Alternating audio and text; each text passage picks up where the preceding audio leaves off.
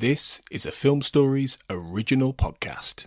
Mother's Day is almost here, and you can get her the most beautiful time-tested gift around. A watch she can wear every day from Movement. Whether mom's into classic dress watches, rare and refined ceramics, or tried-and-true bestsellers, Movement has something she'll love. And right now, you can save big on the best Mother's Day gift ever with up to 50% off site-wide during Movement's Mother's Day sale at MVMT.com. Again, that's up to 50% off at MVMT.com.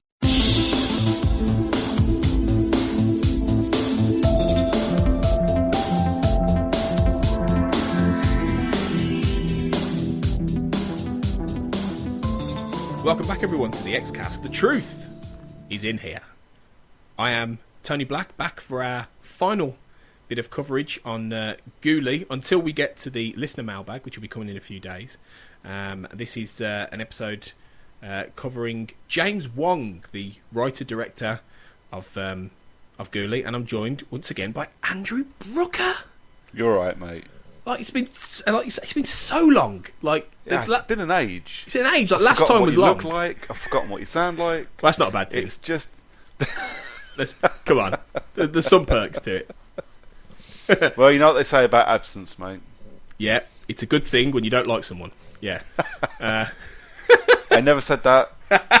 Not once. We're joking. We're fans of each other. It's fine. Just don't worry, guys. This isn't a breakup on live on air. It's all good. But yeah, we're going to talk. We're going to finish our coverage of Ghouli. We've talked about Mulder and Scully. We've talked about William and the Ghouli itself.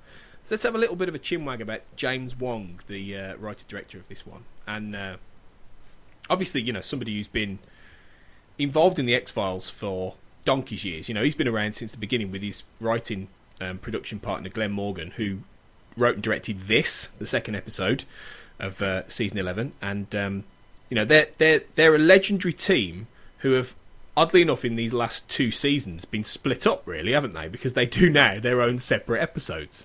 Which is really weird because, like, even outside of the X-Files, those two have worked together and done some fantastic stuff. Mm.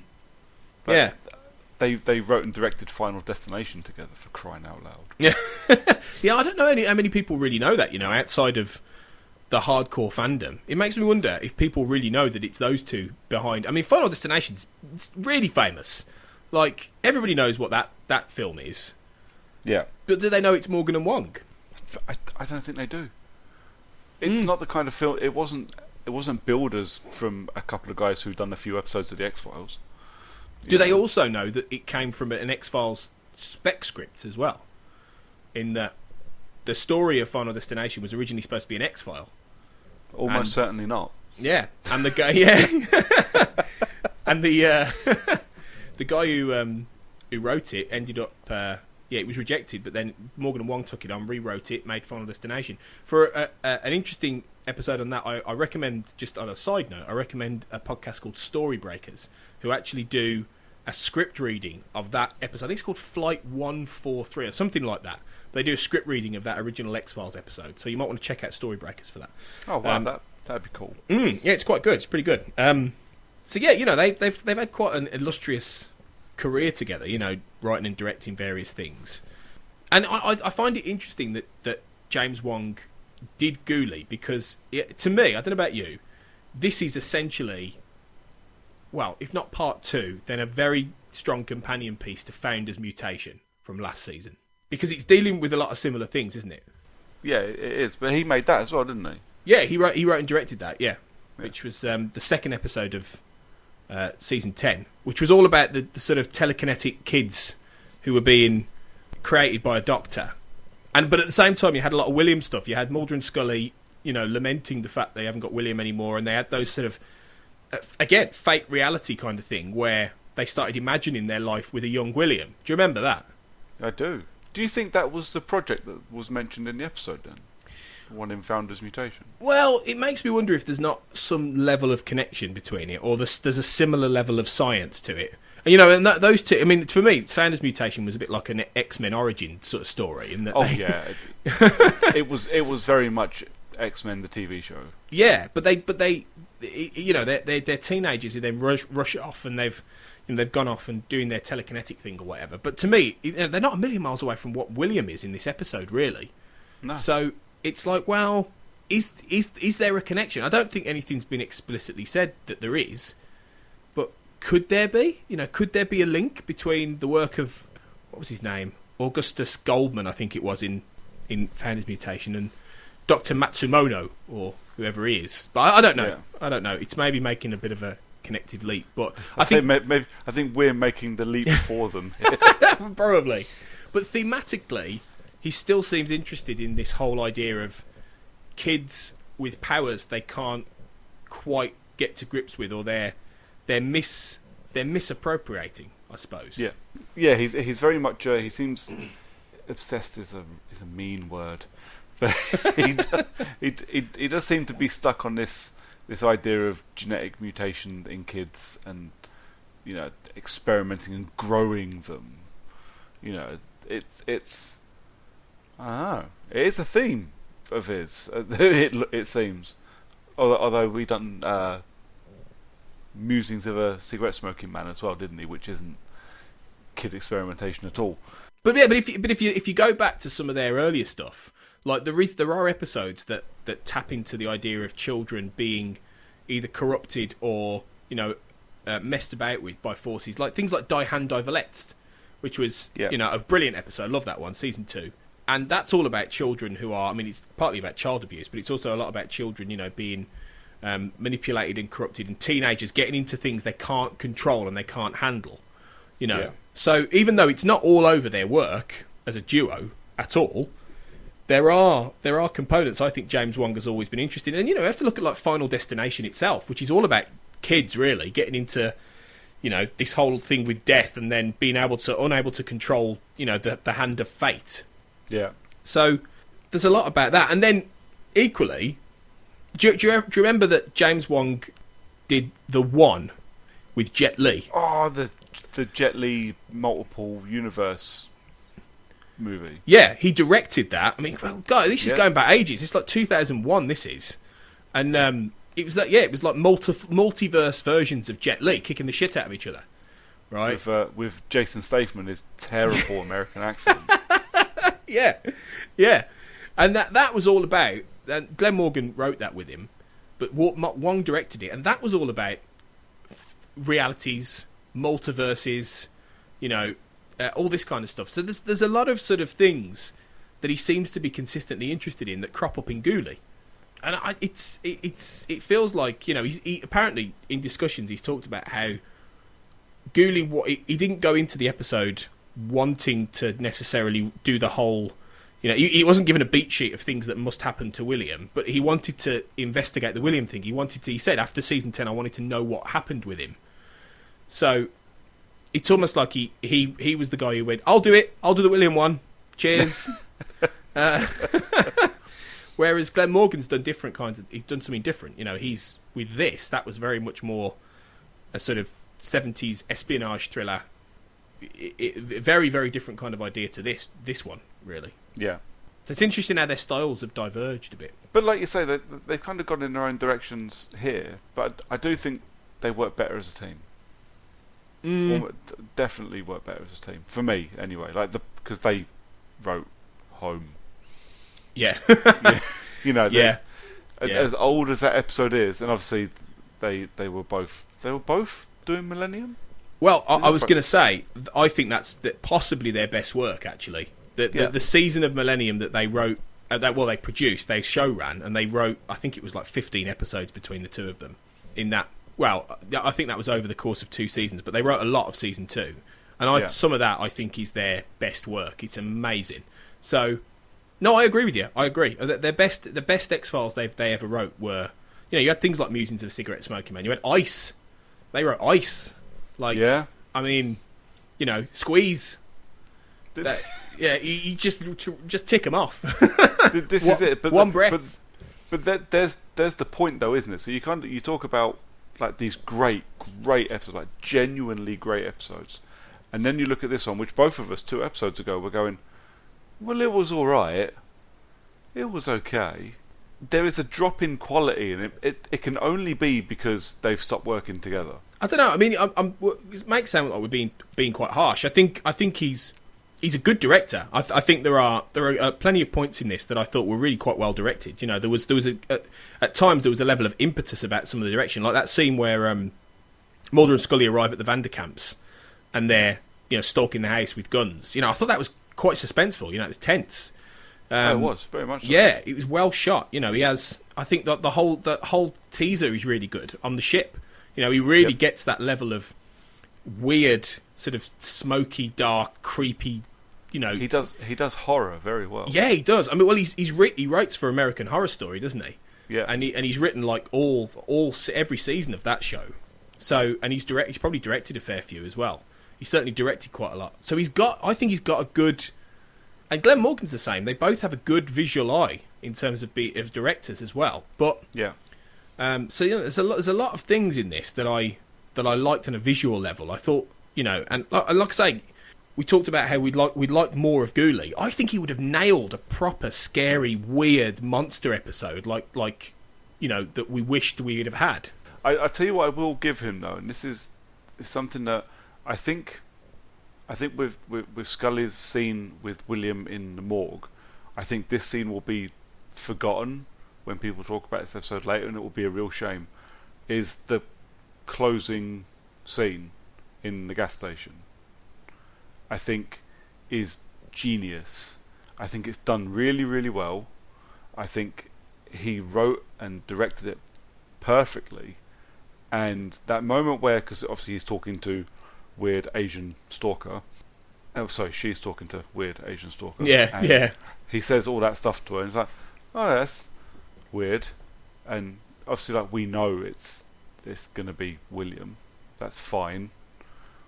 But then they go and have a look at the videotape in the store, and you get the same conversation, literally verbatim, just her and William. And when you see them have that conversation, I don't know about you, mate, but literally goosebumps. Yeah. And lumping throat, and I was like, oh, Jesus, this is... Whew, that was... It was good, yeah. And I personally, I think it was perfectly written and perfectly directed, and I think it will be overshadowed a lot by the morgue scene, which I really like, but I think I prefer this one. I think it will be overshadowed by the morgue scene a lot, but I don't think... We're not doing it either. We're not, we are now, but no one will give him credit for that little bit of very, very good filmmaking. Well, what's really interesting though about that whole thing is that it doesn't end with a creepy sort of moment. It ends on a positive. It's like when Scully sees that, she's over the moon, and Mulder just like holds her at that point, but she's like, oh, that's Will, that's my son. It's not like a creepy, oh my god, like, end of colony moment where it's a shapeshifter and it's Mulder and it's like dun dun dun. It wasn't that. It was very much played as like an emotional beat, which I thought was really well done. Actually, it was well judged, even though it's weird and it's like, oh my god, how the hell, what the hell, it's really well staged. And I don't know about you. I mean, I'm not very good at guessing these kind of things. But it only was the gas station when I twigged that Dr. Marvin Candle from Lost was William. I only twigged it when at that gas station. All the way through, I was thinking that's the Doctor, isn't it, from Crossroads, or not the soap, the British soap, which only British people will get. Google Crossroads if you're in America, right? And I'm sorry, and prepared to be really, really depressed, and think, what the hell is this? But yeah, I was thinking it was this Dr. Matsumono, and it was William all the way through. And after that, I was like, oh wow, okay, so yeah, all the way through. And I'm left with a mystery of who he is. I think it is this Dr. Matsumono, and I think we'll see him in the finale. And I think James Wong is layering that in as I think that guy will pop up again, but it will be the actual guy. It won't be William pretending to be him. But I think the only problem with that is you see his picture on the back of the book for learning how to get women. Oh, maybe. I didn't pick that up until the second time around, sadly. So that's true. That's true, actually. Peter Wong, his name was, wasn't it? Maybe that's... I wonder if that's James Wong's dad's name. I wonder. Like, maybe it could be a nod to... It's probably got to be a nod to something. Because I thought the same thing. I was like, oh, I wonder if it... And I was like, oh, no, it can't because he's on the book. So literally, this really interesting thread that they may have started, they didn't even... It stalled completely. Just didn't even get it off the ground. I think the other thing as well with James Wong, I think what he does well, and he may even do this better than Glenn Morgan sometimes, is he knows when to put a comic moment in there. Like there's all the stuff with Mulder and the coffee shop, which could have really intruded, but it doesn't. It's just a nice little observational beat. And the stuff with the well, what I loved was that Coke, that can of soda, right, which is open, right? Yeah. And then Mulder goes, oops, spilt it on the laptop. Oh. But to me, I afterwards I was thinking, did William do that on purpose? Did he know that Mulder was going to need to spill that soda can onto the laptop to get rid of all the information so the bad guys wouldn't get it?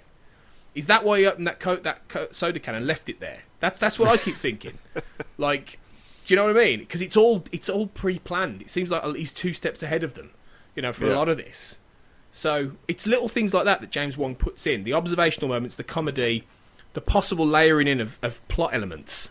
And I think he's good at that. And I think Ghouli, much as I've got my reservations about some of the storytelling and some of the choices made, I think it's got a lot of good little things in there like that. I sound like I'm just being really negative on an episode that I didn't hate, but I'm more interested in seeing how the season pans out before I give my final judgment on an episode like this. Same. It seems like it needs to be seen as part of the bigger thing, not just one on its own. Which again, like we said earlier, is great for us fans. We can deal with that because we've come to expect it. But for a TV show that Fox need to make money on, that's a problem. And like we say, I think Ghouli will potentially age a little bit better than it initially is. Although, as I say, quite a lot of the fan reaction has been really positive, and I'm glad about that because I'm glad people are loving it. And I enjoyed it. Don't get me wrong. I don't think it's a bad episode by any means. I don't think James Wong knows how to do a bad episode of the X-Files, but I think that there were certain things that didn't blow me away initially, and I'm more interested in the next one he's directing, which I don't know. I think it's episode 8, if I'm right, which is the one written by Karen Nielsen. I think it's episode 8. Is that the one I'm coming back for? It might be. Wouldn't that be a nice little bit of? That'd be kind of cool. Yeah, I think it might be. Yes, it is. I think it is. Yeah, that would be good. So we'll reimagine James Wong down the line here a little bit, and see how he's got on really. But I think he did a good job overall. I think he did a good job with Ghouli. I think it's not great on first watch, but I think it's a grower. I think it's a grower. I think it is. I think I'd be interested in revisiting this conversation with you after you've watched it a second time. Well, you can come on the one we do in like 15 years. Yeah. At the rate it's going, it probably will be. Like, I'll probably be 60 by that point. Hang on, I'm 35, not 45. I can't even count. I say math's not your strong point today, is it? Bloody hell. It really isn't.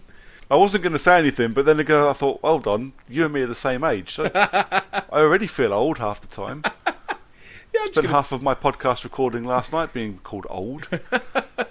Well, just thought I'd throw it in there. But I tell you what will age you quite substantially is, and we're going to mention this before we sign off.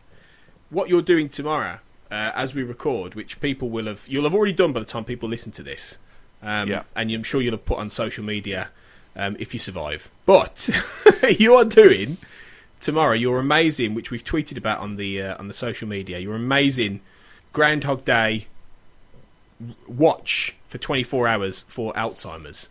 Yeah, so Groundhog Day on Groundhog Day. So obviously tomorrow, February 2nd, it's Groundhog Day. It's actually Groundhog Day, not just when the film is set, but it's Groundhog Day in the States tomorrow. And if anybody hasn't seen the film and doesn't know, go and look it up. But the basic premise is a guy wakes up and lives the same day over and over and over again. So I will tomorrow be getting up in 2 hours and 20 minutes. Oh my god. I'm getting up in a couple of hours, and at midnight I'm going to start playing Groundhog Day, and I'm not going to stop playing it until midnight tomorrow night. How long is the film? 100 minutes. So are you going to have a break between any watching of them, or are you just going to start it again every 100 minutes? I'll get to the end of the credits, and the second the menu pops up on the screen, I will start it again. Oh my god. So I reckon 14 times I'm going to watch that film tomorrow. Wow. Now, you've watched that many Deadpool, but not in a day. Yeah, not in 24 hours. No. Oh my god. I mean, it's a little brilliant idea, I've got to say. And, you've raised over £500 now, haven't you, for charity, which is great. I have, yeah. There were some very, very generous people, you included. A lot of people included, and I can't thank people enough. I clocked over my target a couple of days ago, and honestly, I put 500 quid thinking I'm not going to do that at all. But everyone that's talked to me about it, everyone's been so generous. I'm absolutely blown away. It's had such a cool reception, and people like you that know me, films are my thing. So I'm about to ruin one of my favourite films by doing a film thing for charity. Don't ever do this with Deadpool, because you love that film too much. I do. Just don't. I don't think I could do it with Deadpool. I think it would ruin me and the film. Tomorrow's going to ruin me completely. I don't know how mentally I don't know how I'm going to manage it, but that's kind of the point. Yeah. I'm doing this for the Alzheimer's Society, and hopefully the point, as loose and kind of insulting as it is, hopefully it gets across. No, it's a wonderful thing. It's a really great thing you're doing, an endurance test, but one with for a really amazing cause. So, the best of luck with it, mate. I think you just keep the Dr Pepper or whatever flowing. Just inject. You'll be injecting it in your arms by 6 p.m. Let's be honest. Oh yeah, I've got like a Lucasade IV all set up, ready to go. Yeah, but yeah, the best of luck with it, and when you're next on, report back in a few episodes' time. You've got on. I'll probably still be asleep the next time we've got to record, to be fair. 24 hours to watch the same bloody film over and over again. But no, thank you, Matt, and thank you for the donations and the promotion, because that's the bit that helps as well, is people sharing the garbage I keep putting out about it. Well, if they want to catch more on by the time they listen to this, the results of the Groundhog Day endurance test, where can they find you? And the place to find me pretty much permanently when I'm not at work, I'm on Twitter. I'm at Brooker411. From there you can find my rants about life, about films, about video games, about watching Groundhog Day for 24 hours. Everything, that I'm over there. And your podcast as well. And my podcast is I do a bi-weekly video game podcast with one of my best friends, Character Unlock, over on Twitter. Come find us there. We do podcasts, we do YouTube videos, we do a bit of everything. We basically play games and talk about it, and we have a laugh while we're doing it. It's basically two mates just chatting. We just try to steer the conversation towards video games. Yeah, it's a good laugh. Check it out, guys. It's good. It's a good podcast. But yeah, it's been great to have you back on, mate. And we'll see you for probably episode 8 for the James Wong reunion. Yeah. Thanks for having me on there, man. It's been a pleasure, as it always is. Oh, you're a gent. Cheers. And we'll be back very soon for our Ghouli listener mailbag, or our interview with Dr. Anne Simon, which is one of the two is going to go out. I'm not quite sure which will go out first, but they're both going to be pretty good. So keep your eyes peeled for them. And thanks again for listening. As always, remember, trust no one. The Xcast, an X-Files podcast, is produced and presented by Tony Black, alongside a dedicated group of podcasters and X-Files fans. You can find us on Twitter at the Xcast, and on Facebook if you type in the Xcast, or at our group X-Files Basement, an Xcast podcast fan group, where you can continue the discussion about all things Mulder and Scully. If you want to support the Xcast further, you can now subscribe and become a patron of the show on Patreon. On Google, just type patreon.com/the the Xcast. That's Patreon. You'll see all of our tiers, subscription options and perks, which include early access to episodes, bonus content such as commentaries on X-Files episodes, access to a patron chat zone, and even appearing on one of our patron roundtable discussions. We would appreciate any support you can give the show, so just go to patreon.com/the Xcast to find out more. Our title music is provided courtesy of Will A, who you can find on Twitter at IamWillAYE.